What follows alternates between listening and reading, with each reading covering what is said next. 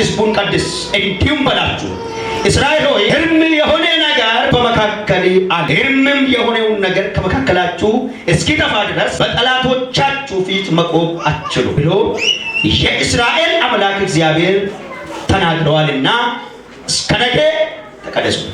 አፋን ኦሮሞ ሳሪፈቴውና ባስ ከኢቲ ጀረቁሌስ ዋቀዮ ጎፍታን እስራኤል ያ እስራኤል ዋንት ራወቴ በሌፎሙ እረጅም ስንግዱ ጅር isa hamma of gidduudha baaftanitti diinota keessan dura dhaabbachuu hin dandeessan. Boriif of qulleessaa. Yoomiif boriif of qulleessaa. Beeka badhaa mata duree kana boriif of qulleessaa. Sabni Israa'el kakuu Waaqayyo Abrahaamiif dubbate, Yisihaaqiif Yaaqoobiif dubbate, Yoosef dubbate, lafee Yoosef isaan gidduu jiru biyya aannaniif damma baasu biyya Kanaanitti galuudhaaf boqonnaa dhumaarra jiru. Boqonnaa dhumaarra jiru gaafa jennu Iyyerikoo bira jiru. Yeroo hundumaanis isinitti hima.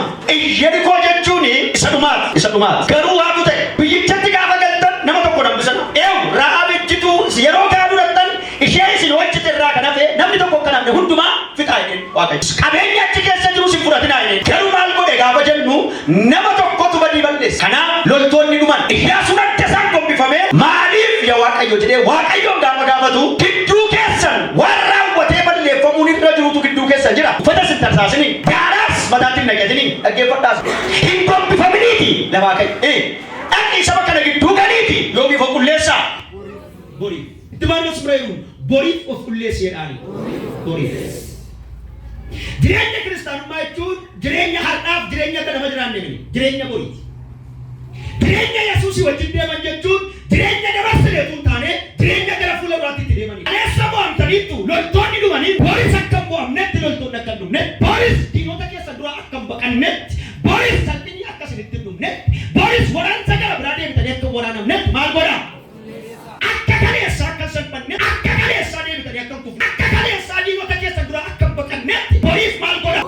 Nama geeraa sattuun qaddis of qulleessuun kakuu haaraaf kakuu moofaa maal daqiiqa muraasaan fayyadama. Kakuu moofaan of qulleessuun wata qulleeffachuu jedhama. Kakuu moofaatti of qulleessuun dhanna dhiqachuu jedhama. Kakuu moofaatti of qulleessuun akka seeraatti uffata uffachuu yeroo gabaa dhaqanii gabaadhaa galan akka dhiqachuudha. Kakuu moofaa. Kakuu haaraatti of qulleessuu jechuun oshi. Kakuu moofaan jireenya alaati yeroo dhumaa naasaa. Kakuu moofaan jireenya deddeebiiti. Akka silaa kakuu moofaan akkas. Ilaa akkas. Kakuu moofaan. Kakuu haaraan garuu fuuluma duratti. Yesuus waaqarraa gaafa dhufe jedhama. Waaqarraa gaafa dhufe isa jalqabaa isa dhumaa nu qulleesseera. Yesuus erga nu qulleessee maal goona gaafa jennu akka saree diddigatti deebi'uurra akka booyyee dhokkeetti deebi'uurra isa qulqulloofne keessatti itti fufna. Baqaddisnaa hin qattilaalle. Harka qabaa nama sun bira jiruun of qulleessi jedhaani. Maaliif mo'amuun kee? Maaliif abaaramuun kee? Maaliif akka namaatti ilaaluun kee? Na dhaggeeffadhu sitti hima. Maaliif baadiyyaa namaatti hafte? Maaliif diinonni kee? Maaliif seetanii Gibxiin gaddeebisanii ol deebisanii si nyaatan? Na dhaggeeffadhu sirriitti. Maaliif sababiin abaaramuu kee? Maaliif sababiin kufee hafuu kee? Maaliif sababii balballi cufamuu of qulleessuu dadhabu? Kakuu moofaan qawwee gara biraan hin jiru. Kakuu moofaan jarri ofumaa walitti sassaabu malee dhiyuu kennanii gara biraan hin jiru. Kakuu moofaatti diina mo'amaa isa qulqulloofne keessa qulqulloofne jiraatu. Isa nu qulqulleesse wajjin qulqulloofne jiraatu. Egaa kakuu haaraan ijaarana. Kakuu haaraan arraba miti sadarkaa dibatan. Kakuu haaraan wanta miti isa adii gadarraan adii gajjallaan adii wal fakkeessanii uffatanii deeman akkas kun. Kakuu haaraan laphee namaati. Ameen. Opereeshinii nu gochuu dhufee maaltu danqila? Maaltu akka Waaqayyoo danqe? Harki koo gabaabbatee dhamdii reessaa yaas. Maal gochuun dadhabu? Isin fayyisuun dadhabu. Kanaaf isin gidduu maaltu gore malee? Cubbuu. Lola keessatti isin baqatu Waaqayyo. Cubbuu keessatti garuu si baqata. Gaafa ati kophaa taatu sirraan deemu Waaqayyo. Gaafa ati cubboochetu sirraa deemu.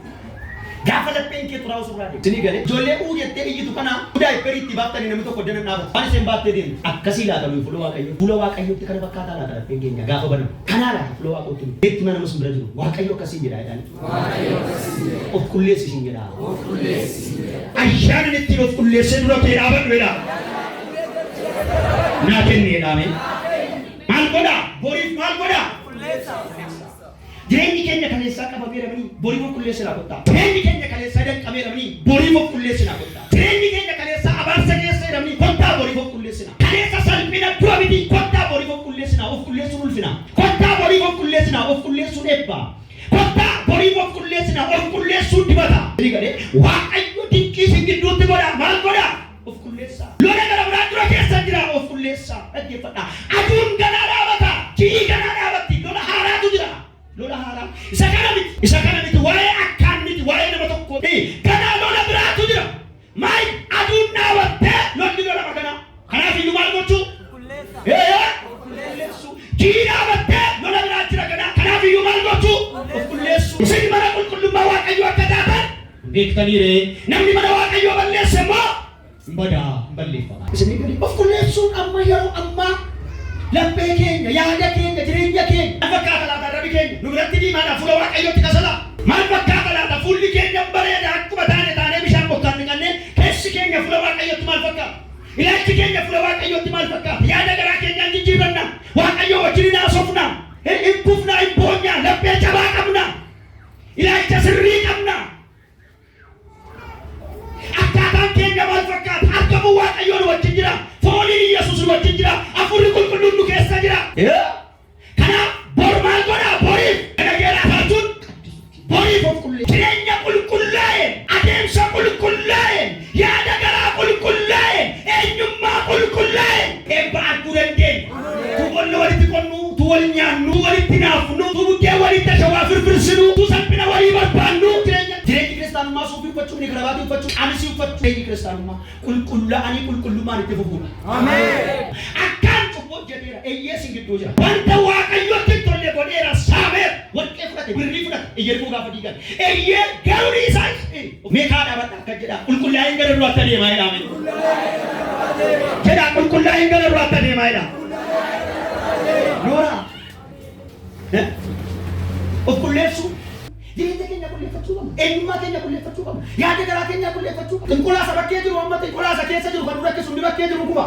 Qulqullaa keessa jiru. Adeemsa keenya walitti kuufnee baannee deemu. Akka itti immoo Waaqayyoon arguu ni danda'a. Waaqayyoon argan malee immoo eebbiin jiru. Waaqayyoon argan malee immoo ittiin jiru. Waaqayyoon argan malee dibatiin jiru. Waaqayyoon argan malee ulfinni jiru. Waaqayyoon argan malee ilkoomin jiru. Yoo qulleessine malee immoo Waaqayyoon arguu dandeenya. Yoo qulleessine malee gara Waaqayyootti dhiyaachuu dandeenya. Yoo qulleessine malee Waaqayyoon argan qabachuu dandeenya. Leewwata boqonnaa 27 ቀመጣ ወደ ከበቻርተን እንግዲህ እኔ እግዚአብሔር አምላካችሁ ነኝና ሰውነታችሁን ቀድሱ ቅዱሳን ሁኑ።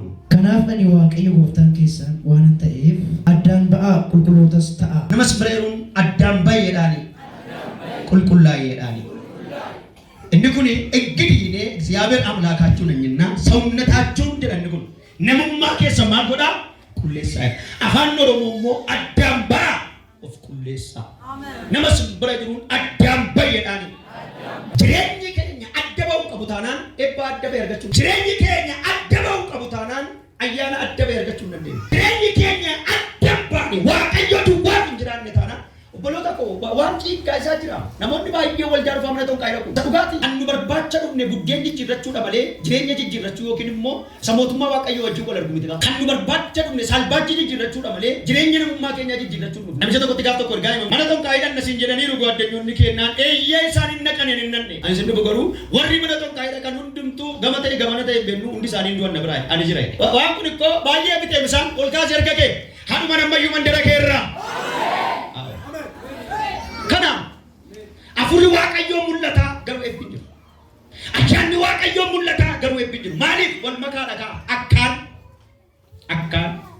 achis qabata asis qabata sanas tuqaa kanas utuu sana qabannee kana qaban utuu sana tunnee kana tunnu adda bahuun hin jiru taanaan eebbiin jiru. Adda bahuun hin jiru taanaan milkoomin hin jiru. Adda bahuun hin jiru taanaan ilaa dhaggeeffadhaa maal jedhe dabalaan jedha jireenyuma kana jiraachaa guyyaa tokko paarmaataa keessattu gaa bakka inama dhaabata akkuma tiraafikiitti dhaabata achumatti ta'a. Maaliif kana tuqaa sana tuqa waan ta'eef jedha Yesuus kootta na fayyada. Saduu waan naa taa'edha. Rahala boo an dubbadheera jireenyaan 98 kuma lamaa jiraadhee gadi utuu Yesuus dhufee na jiraachise isa wajjin itti fufaa. Jedha isa wajjin itti fufaa'edha. Kan laafis wee kitaana fakkaatiyaa ebboodiyaa nama fakkaatiyaa. Boriif maal godhaa? Of qulleessaa. Nama simbira jiru harka qabaa bara dhufuuf of qulleessi jedhaani. Yaada garaa kee jijjiirradhu jedhaani. Dhiifama godhi jedhaani. Jedhaa dhiifama godhi jedhaani. Garaan dhiifamaa nu keessa hin jiru. Yaadi cabaan nu keessa jiru. Garaa Waaqayyo barbaadu nu keessa hin jiru. Na dhaggeeffatu. Waldaa jirra garuu garaa namaa gadduu hin qabnu. Garaa laafaa hin qabnu. Waldaa jirra garuu jireenyi keenya jireenya wallaa. Waldaa jirra garuu jireenyi keenya jireenya waliin makaa. Waldaa jirra garuu jireenyi keenya jireenya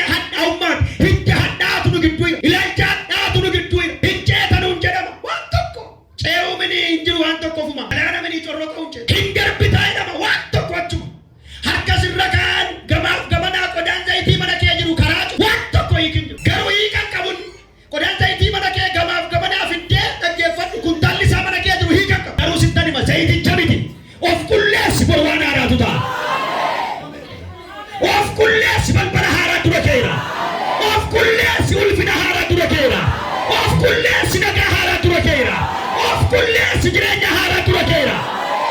Harka walitti buusi gooftaa eebbisi. Boriif maal godha? Of qulleessa. Boriif har'aaf miti boriif. Jireenya qulqullummaa jireenya boriiti. Jireenya galgalaati. Mana galgalaati. Adeemsa galgalaati. Kaayyoo galgalaati. Boqonnaa galgalaati. Aara galfii galgala. Abdii galgala. Kanaaf boriif maal godha? Isaa bakka amma kan Iyyaasuu boriif maal godhi? Of qulleessaa jedhi. Of qulleessaa jedhi. Boriif of qulleessaa jedhi. Dhiisi waan amma ta'aa jiru kana. Waan amma ta'e kana dhiisi. Isa hin taane akkaanii of keessaa baasaatii guba. Boriif maal godha? Of qulleessaa. Boriif of qulleessaa. Murteessaan obboleessoo. Saba Waaqaa murteessaan obboleetti jireenya kee bori. Murteessaan jireenya kee galgala. Namni siin gadi'u nyaataa jira. Hindeen. Namni siin gadi'u nyaataa jira. Namni ogummaa hin qabne amma kee. Namni amma kee waa uumuu hin dandeenye waa hojjechuu hin dandeenye nyaataa jira. Jireenya har'aa kana. Si caalaa uffataa jira. Warri gooftaa hin qabne jireenya si caalu jiraachaa jira. Faabirikaan kan isaanii, biyyi kan isaanii, addunyaan kan isaanii. Garuu jireenya boriitiif, jireenya gooftaa duukaa deemaniif, jireenya gooftaa duukaa itti fufaniif qulleessuun murteessaadha. Jireenya keenya qulleeffachuun murteessaadha. Maaliif dubbate Waaqayyo? Maaliif haasa'e? Maal keessa jira? Iyyi salphaadha. Beektu. Rivaayivalii mana kanatti utaaluun salphaadha. Fayyina mana kanaa beektu isintu nu caalaa beeka. Dinqii Waaqayyo lafa kanatti godhu beektu isintu nu caalaa beeka. Garuu boriif itti fufaa. Hin hafaa hafteen ta'a. Itti fufuu danda'a. Hin ce'aa. Tarkaanfataa. Akkumatti jireenya kee kana goomsitee itti fuftaa. Sanbatan dhuftaa of goomsitee baataa. Facaasaan dhuftaa of goomsitee baataa. Borimmoo waldaa wayii sharaa waxxarame wayii barbaaddaa of goomsitaa. Facaasaan immoo ammas iddoo tokko dhaqxaa roobiin dhaqxaa torban guutu. Sinii galee. Akkumatti jireenyi kee kun itti fufaa. Hin fooyya'u. Hin guddatu. Hin darbu. Hin ce'u. Hin tarkaanfatu. Jireenya sadarkaan hafuura keetii ol hin deemu. Akka namaatii gara of danda'uutti hin naqxu. Hafuura fooniin dinagdeedhaan. Namaa naasifachuun gufamuu keerra ofii keetii of dandeessee yoo itti fufte si wayyu. Ofii keetii of dandeessee yoo deemte wayyu of hin dandeessu. Amma yoomii aannan barbaadda. Amma yoomii xuuxxoota. Si yeroo kana waan jajjabaa nyaachuuf kan malkan amma yoo akka daa'imaa maal taatan? Aannan narraatan. Aannan isiniif hin malu ture. Lafeetu isiniif mala ture. Amma yoo naa garuu achuma jireenya achuma adeemsa achuma maaliif? Qulqullummaatu jiru. Of qulleessuudhaaf namni hin ka'u. Jireenya isaan qulleeffatu, adeemsa isaan qulleeffatu, ilaalcha isaan qulleeffatu, dubbannaa isaan qulleeffatu, lafa ooluu qulleeffatu, hiriyaa qulleeffatu. Utuu addaan bahii jiraatu, utuu qulqullaa'in deema araaran kadhatu. Nutti siqee araara kadhadhu nuun jedhu koo hafuura qulqulluu ta'uu qaba. Hafuurri qulqulluun immoo yoo nu qulqulloofne nutti siqaa. Kadhadhu kan nuun jedhu isa baastariin haasa'an isa naasa'urra. Deebii kan jedhu isa baastariin haasa'an isa naasa'urra. Nu keessa kan jiru hafuura qulqulluu ta'uu qaba. Hafuurri qulqulluun immoo nu keessa taa'uudhaaf miimoriitu guutuudha. Hafuurri qulqulluun nu keessa taa'uudhaaf iddoo qabu bakka qabu. Maaliif? Itti manuma simbireeru. Maaliif garuu jedhaani? Maaf guddachuu dadhabdeedhaani? Maaliif kiristaanummaan biyya kanaa garumaa gada deema? Atoo qulqullooftu jilbeeffattee kadhattu ganamaaf galgala. Suma dhugaan sitti hima. Muka fakkaattee yoo deemta. Amma dhuguma kiristaana afaan haaraa hin qabne kiristaana moo nama? Walkaasii harka kee maqaa gooftaa Yesuusiin samiin sirratti banama. Warri kaan abidda keessa taa'anii haasa'u. Dhaggeeffadhu. Warri kaan leencaa wajjin rafanii haasa'u. Rahaadha Waaqayyaa. Warri kaan harkaan miilli isaanii hidhamee mana hidhaa keessa taa'anii haasa'u faarfatu. Innan keenyaa garuu Waaqayyootti dhiyoo waan hin jirreef Waaqayyo irraa fagoodha waldaa keessa rafa. Rafa. Warri kaan mana hidhaa keessa taa'anii faarfannaa faarfatu. Innan keenya waldaa keessa rafa. Rakkadheedhee ganaa rakkatta. Natti cufame ganaa sitti cufama. Dhugaa wangeelaa sitti cufama. Nan dhukkubsadhe ganaa dhukkubsatta. Afaan haaraa malee jiraachuun dhukkuba caalu waan ta'e. Hafuura qulqulluu malee jiraachuun dhukkuba caalu waan ta'e. Yesuusiin malee jiraachuun dhukkuba caalu waan ta'e. Warra sanaa salphata firdiin nagadarra jiru obboleessa hojiirra jira. Wangeelaan lallabaa allaqee. Ol kaasee akka. Vankautaa diyaapora jeekatia. Maqaa isa du'ee du'a moo'ee ta'e maqaa gooftaa Yesuusiin samiin araaraa sirratti banama. Araara kanatti guutuudha. Dhiiga isaa waan Yesuusii waan dafee si qaqqaba. Itti deebi'i sitti deebi'a. Barbaaddadhu sitti mul'ata. Gara isaatti siqi sitti siqa. Ol kaasee akka. Sagalee keessan ol kaasaa Yesuus jedha. Gara keettan deebi'a jedha. ወደ አንተ እመለሳለሁ ፊትህን እፈልጋለሁ ወደ አንተ እመለሳለሁ ፊትህን እፈልጋለሁ ሕይወቴን ቀይር ማረኝ ጀዳ ሰገደል ካሳ ኢየሱስ ጀዳመ ገረከተን ደቢያ ሄዳ በይዳ ኬሳ በየባርሰ ኬሳ በይቃልቻ ኬሳ በይጩቡ ኬሳ በይጡራውማ ኬሳ በይዱከነ ኬሳ ኢላልተ ኬስሬስ ያደምሰ ኬስሬስ ኢየሱስ ገረከሩሃ ሴና ነማጅ ጂራ ሴና ነረከ ጂራ ሴና ጅረኛ ከ ጂራ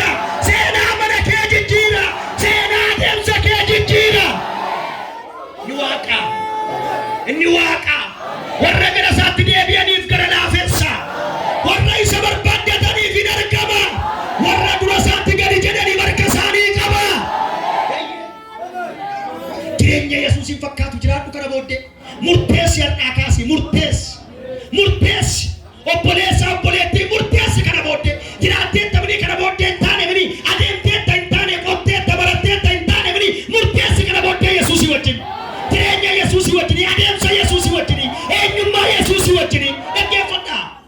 Yaa noora hafagatia alwikatia maalattuu nu nyaatti marsi godha akka barbaadii nu nyaatti warri dafqaadha yeessaa nyaataa turan iyyuu nyaatani afaan hin bahe malee Yesuusi wajjin harka keessa ol kaasaa Yesuusi wajjin jedha kan Yesuus gaara kan Yesuus gaara jedha Yesuusi wajjin jedha Yesuusi wajjin